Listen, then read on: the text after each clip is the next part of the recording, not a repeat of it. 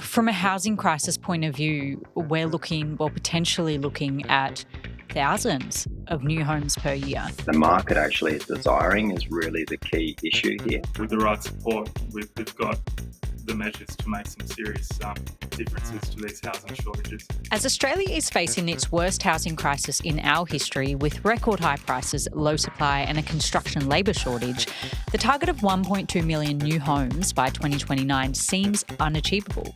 Welcome to Real Talk, realestate.com.au's property news podcast. Today we're talking about potential solutions to the crisis and specifically, could building prefabricated homes be the answer we're looking for?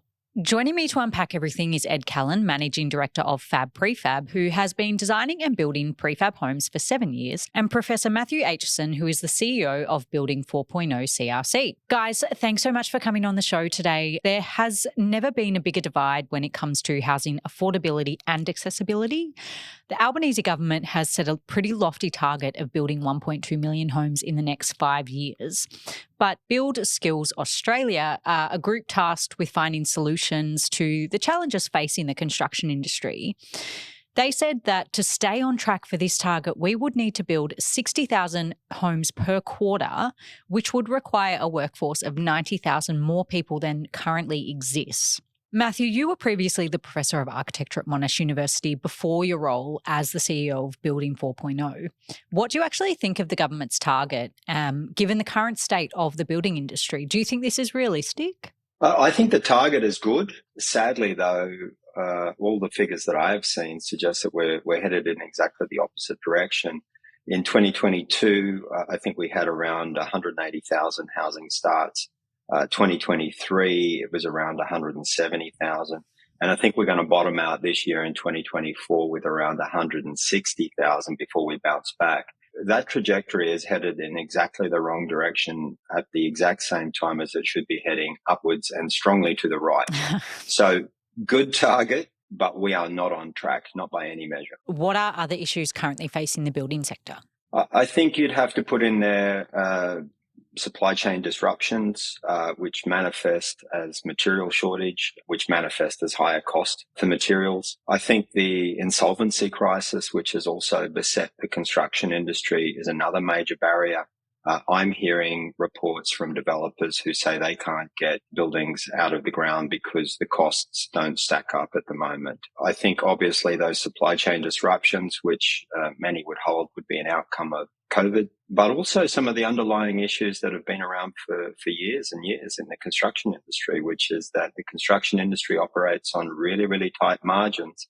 And the minute that there's some kind of disruption to that costing process, they're at really grave risk of going out of business. These issues don't just pop up overnight. Like, what's causing them? It's been several decades in the making. We have an industry that has really failed to modernize. I don't think that is in any way an exaggeration. At the same time as we've seen, for example, an auto industry in the last 100 years go from carriages with stuck-on motors to Tesla, completely reinventing itself maybe 4 times in that 100-year history. We don't really innovate and we don't do things differently. And as a result, I think the construction industry particularly has not kept step with advances in technology and certainly hasn't innovated to the level that it really needs to meet these really big challenges. Do you think that modernisation and the technology are the solutions to this, or do you think there's something else?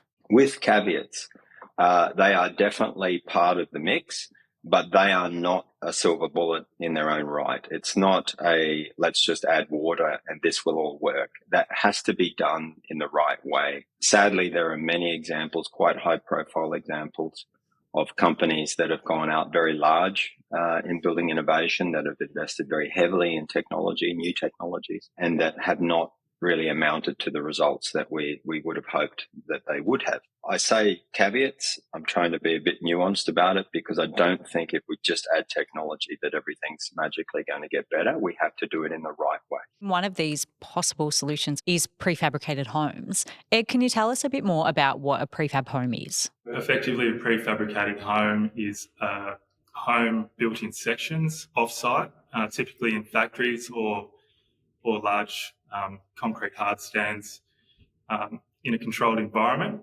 and then delivered to site in large components, efficiently installed on site, basically, very short-term timeframes. What's the history behind them? Like, how long have they been around? You look overseas, I suppose into Europe, 80 to 90% of their homes are built with prefabricated methodologies, and there's a history of 30 years of that being done. In Australia, I know there are some substantial modular companies that have been around for 20 years now. And I think in the last 5 years, there's been a lot of new businesses that have come onto the scene with a view to build quality, teaming up with good designers and really looking to produce good homes. How long does it actually take you to build a prefab home? We've got capacity to build, say, a 190 square metre home, 4-bedroom, 2 bathrooms, substantial kitchen and living space in 12 weeks to 16 weeks, depending on the level of detail required. We could have up to 10 of those happening concurrently at any one point in time. A rough estimate, how many do you think could be built nationwide per year? I know that there's in the order of about 1,800 modular or prefabricated builders nationally in Australia. So I think collectively, with the right support, we've got the measures to make some serious differences to these housing shortages. From a housing crisis point of view, we're potentially looking at thousands of new homes per year. And in a market where traditional building methods are increasingly challenged by cost and constraints, like, it is quite an appealing option. Mathew, do you think it's time that we shake up the way we deliver homes in Australia? Oh, 100%. I think there's so many things that we could be doing that would be an improvement on the way that it's done in the mass market. We haven't seen a serious shake-up in the way that buildings are delivered. You know, the history of prefabrication is one that actually in Australia oddly spans back at least 150 years, a little bit longer, because of the particular geographic constraints of Australia being a long way from Europe and North America and a lot of those places. We started shipping prefabricated buildings into Australia in the mid-19th century. But what we've seen since then is a kind of sporadic uptake of it. It is happening in these other countries. They have made really significant advances, but it hasn't penetrated into the Australian market as consistently and to such a high degree as those other countries, which I think is a really interesting question as someone who studies both the kind of theory and history of this area, to try to understand why that hasn't really happened to that degree. But at the moment, what we're seeing, obviously, is that anyone who can make a contribution to making more houses and delivering them into the market is very, very welcome, with a bit of help, a bit of assistance, perhaps from the government, among other groups. That's something that we should totally be boosting in Australia. Ed, you did touch on it a little bit before, that there's multiple designs in which you do the family home or the unit or things like that. But what is the design process like? Is that something that the buyer has input into? Yeah, absolutely. Like, we know it's not a one-fits-all, so we offer different design routes. For example, we've got 25 pre-designed homes that people can effectively pick from a brochure, and that decreases the time spent in the design phase, and we can get into building a little bit quicker. Alternatively, we've got hybrid approaches where they can customise our existing designs. And then I suppose the next step from that is fully custom homes. And how do they get to site? We build volumetrically, which basically means we're building 3D units. We have modules that are 12 metres long, 4.5 metres wide. They'll come with bathrooms, kitchens, fully tiled, fitted off and equipped. We've got cranes in our factory that then load them onto trucks, drive them to site, and at the site we'll have a transportable crane that will then lift those modules off into their final location. I think a big misconception about a prefab home is that it's like tiny home type of deal, you know, really small, really pokey, flimsy. What do you say to that? Probably the easiest way is to refer them to some of our builds, or a current build, for example. At the moment, we're building a 3-storey home on a steep sloping waterfront site in Sydney. We can sort of build any size and scale. Mathew, then what do you make of prefab homes from an architectural point of view? This is a really well-trodden path in the history of architecture and history of housing more generally. Architects have had a crack at prefab homes as long as prefab homes have been made. Look, I suppose my critical insight We've seen architects get involved in prefab housing sporadically across the last 100 years, for example.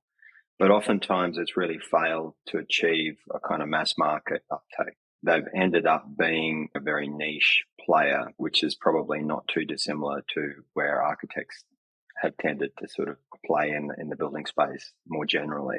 If we think that some of the figures that I've heard about the traps, that, you know, the volume of prefab housing in Australia is somewhere between 3 and 5%, we're not really breaching at the moment the banks and getting into that wider mass market.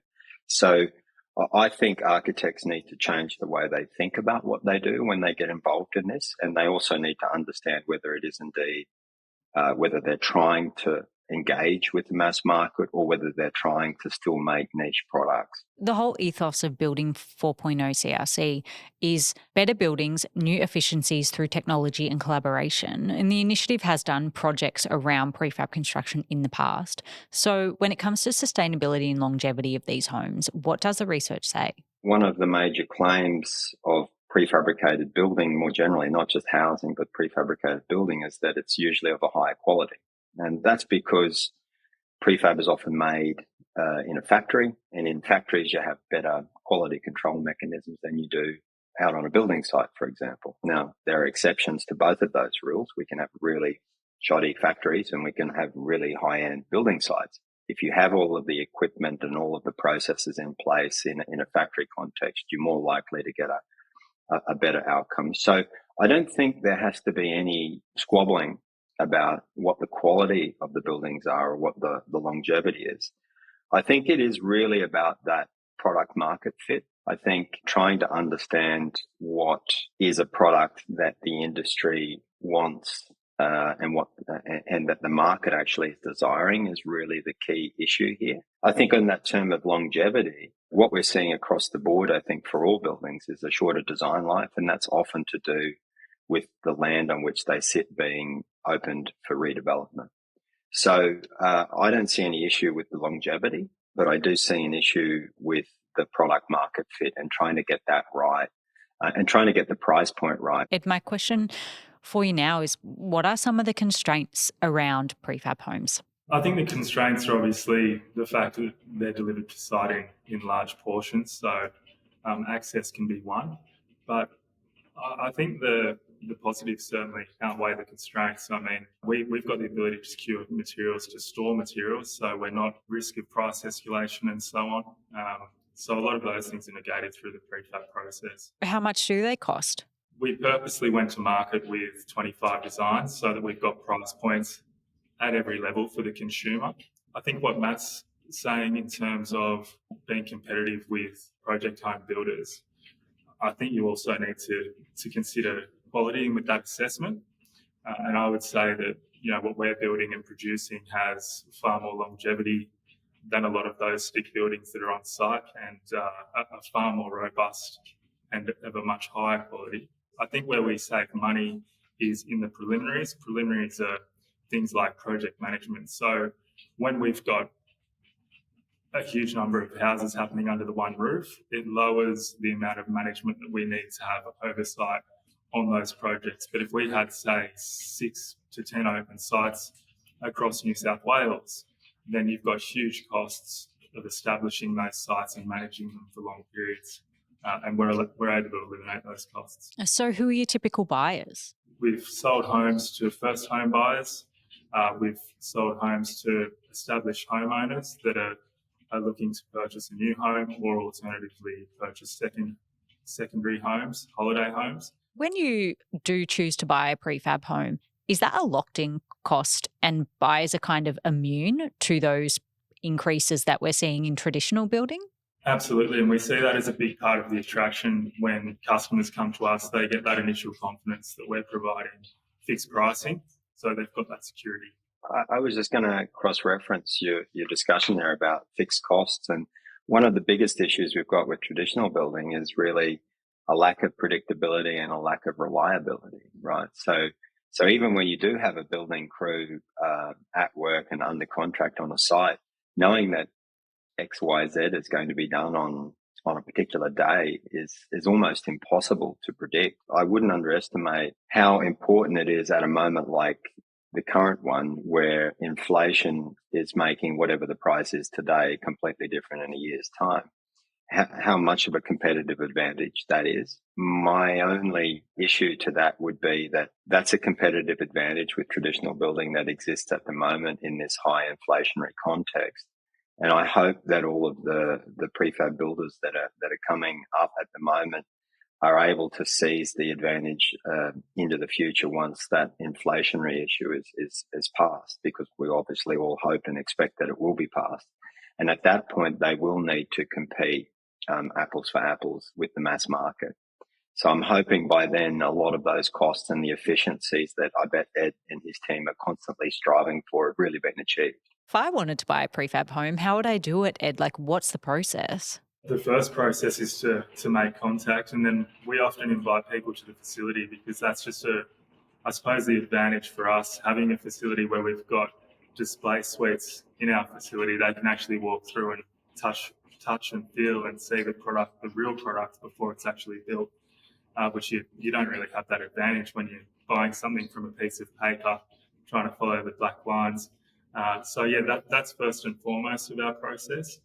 Then following that engagement, we'd introduce them to our team of architects, and then funnel them and work them through the design process. Mathew, what do you actually think is stopping prefab from becoming the go-to way to build? Look, I think we operate in a highly cyclic market, meaning that it runs hot and then it runs cold and it runs hot and runs cold. And one of the issues that's been an impediment in Australia, I think, is that our cycle is quite pronounced, and that irrespective of where you are at in that boom bust cycle, if you're a prefab manufacturer, you still have standing costs that you need to take care of. Again, it may really work well in the boom, or when it's when the particular benefits, as they were of prefab, come to the fore, like they are at the moment. But it also has to be able to see out the trough. So I think one of the things standing in the way is what you might think of as a variable way to deal with that boom bust cycle. Yeah, there's a lot of investment up front. There's a lot of R&D that needs to occur to get these prefab companies up and running. And then there are a lot of operational costs to keep them going. So if there was any way to kind of smooth out the peaks and troughs, a lot of colleagues I have in the prefab industry talk about pipeline. Yeah, the more pipeline of projects coming in, the more consistently they can administer their systems, the larger their pre-purchasing of materials can be, the better the pricing is, the more efficient the things can be. Sadly, that pipeline is often quite absent in our industry. Yeah, we're still very much in this cyclic approach. So to me, I think that is the biggest barrier. It is this boom bust cycle. It is the high capital expenditure required up front, and it's the high operational expenditure, whereas a traditional builder basically has very few overheads. And if there's no work on, they don't pick up the phone and they don't call their subcontractors. To change that situation is going to require time. And that is what I would say that governments, particularly around policy, could spend some time and effort in trying to address how they can sort of flatten that curve and maintain a steady pipeline of projects. Ed, it's my last question. What do you think the future holds for this type of construction? Look, I think it's bright, particularly at the moment. There are a lot of really good forward-thinking prefab and modular builders on the scene, delivering a fantastic product. And I know we're super passionate about what we do and delivering the best quality homes that are high performing and long lasting. So if we get enough of us following that trend, I think there's a bright future ahead for us all. All right. Well, thanks, guys, so much for joining me in discussing kind of the pitfalls, the benefits, and kind of everything to do with how we might be able to alleviate some of the stress on the building industry. I hope you've enjoyed it. Thank you, Alice. My pleasure. Thank you. Thanks for joining me. This has been Real Talk. For your weekly fix, please follow wherever you listen to your podcasts and tune in next time for more real questions, news and insights on the topics that matter most from realestate.com.au, Australia's #1 address in property. All information provided is general advice and opinion based on current market conditions. These opinions should not be treated as investment advice. Always obtain advice based on your individual circumstances. Real Talk acknowledges the traditional custodians of country throughout Australia and their connections to land, sea, air and community. We pay our respects to elders past and present.